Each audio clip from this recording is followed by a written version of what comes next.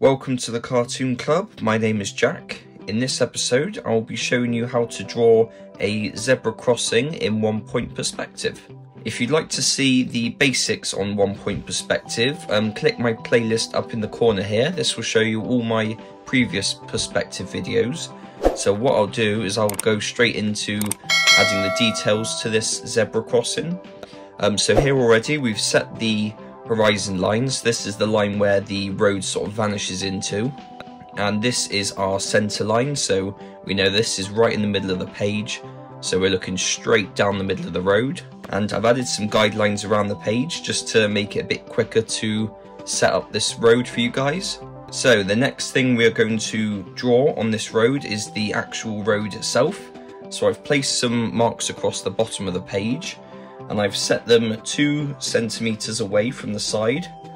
And what we're going to do is we're going to get a ruler, and then we're going to match up the 2 centimeter point at the bottom of the page to that center mark in the center, and this will be where the right side of the road is going to vanish into. And then we're just going to do the same thing on the other side. So this is the thickness of the road. What we're going to do is we're going to add another line above this one, and this will be the line of the pavement. So the road's going to go up slightly, and then the rest of that side of the page is going to be the pavement where people stand on. So with those marks, that's 1 centimeter away from the edge of the page. So we do the same thing again, we just mark where we want that edge of the pavement, line it up with that center point, and then just connect that line up again. Adding this small little line helps to sort of create a bit of height to the road. It makes a variation, so we now know that this part of the road is sunk down and the actual path is raised up. And what we're going to do next is we're going to add in that central marking that you get on a road that separates the 2 lanes. So with that, I did make some marks earlier, and they're 1 centimeter away from each side of that center line. So we do the same thing we did with the edge of the road. So we just line up that ruler to that center line and the 1 centimeter mark, and then join that together. And then we do the same thing on the other side. So this will then be split into smaller lines to create the sort of lined effect you get on a road. But before we do that, we need to set the actual zebra crossing itself. So with that, it's just 2 straight parallel lines going across the road. The thickness depends on how close you want the zebra crossing to be, so I'm going to have it quite close to us, and I've set the thickness of that as 6.5 centimeters. So what we're going to do is we're just going to line up these points and then create these 2 parallel lines across the road. So this is our 2 lines. This is now the path that a person would walk across if they want to get across the road. So we know the thickness of one of these boxes because we've used this template of that central line as our guide. So we now know the thickness of each of these lines that are going to be across this zebra crossing. So I'm just going to do that one quickly. I'm just going to add in all these separate boxes to that zebra crossing. All you do is find out the thickness of the bottom, multiply it to each line, and then just use perspective to mark those lines out. Okay, so all those lines have been added in. I've also added in some straight lines of varying distances between each segment, just to show that the lines going down the middle of the road are getting smaller and smaller, sort of a way to show that the road's going off into the distance. So now, to separate these zebra markings out, we need to determine which parts of the line are going to be black like the road and which parts are going to be white. I'm going to use these central lines as the white marks, so in that case I want this middle one to be black like the road.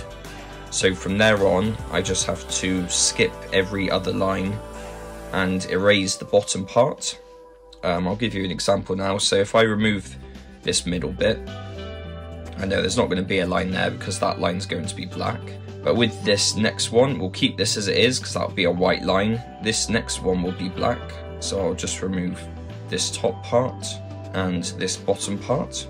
That now makes that part of that same road.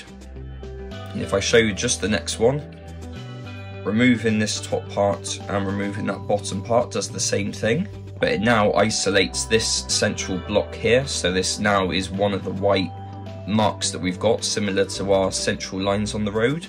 So we just do the same thing on every other gap. So I'll just speed through that one quickly.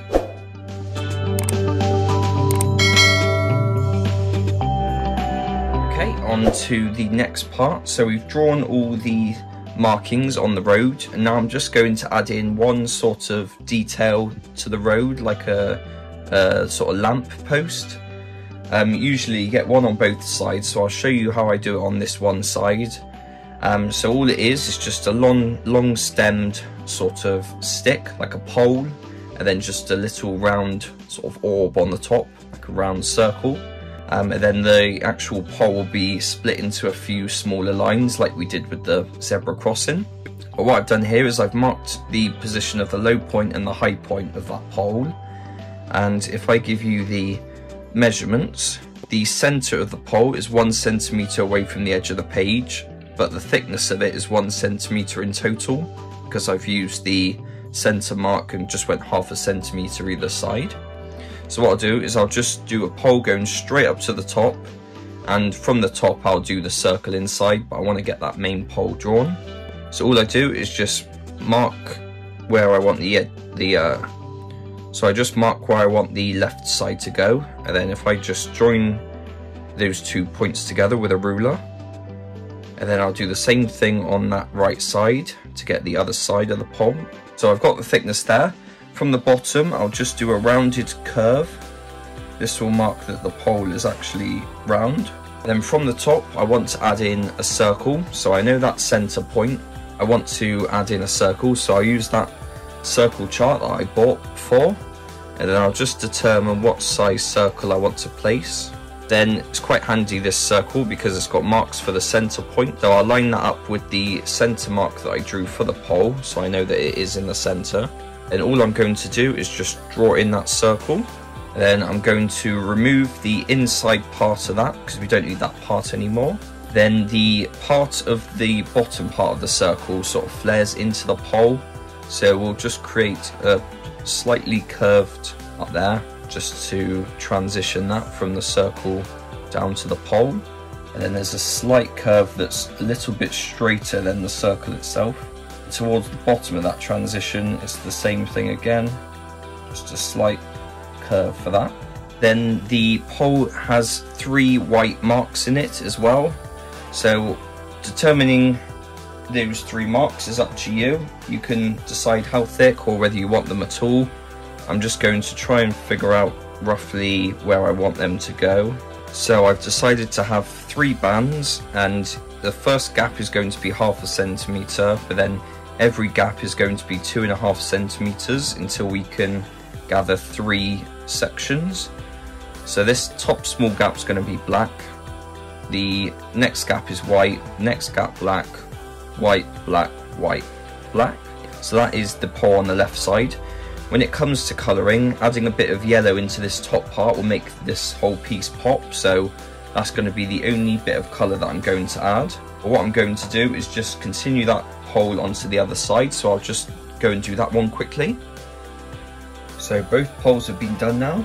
I'll draw one more line on either side just to show where the edge of the pavement's going to be. So I've marked up 5 centimeters from the edge of the page, and then I'm just going to connect my ruler with that marking up to the vanishing point, and then just draw my line in for that. And from now on, basically anything can be added. You can add walls, fences. I'm not going to focus too much on that, but at this stage I'm going to put this video into a time lapse, and then from there I'm just going to add in the black to the road just to clarify where that part of the darker part is, add in some colour to the lamps as well, and then add in some black to those markings. And then I might add a tree or 2 in, but it won't be anything too challenging, only just to clarify that there's stuff going on. But yes, that is that video done. I'd like to say thank you for watching this video as well. Please like and subscribe to my channel. Please click the bell icon to stay informed of any future videos that I upload. And I hope you have a nice day. Thank you very much.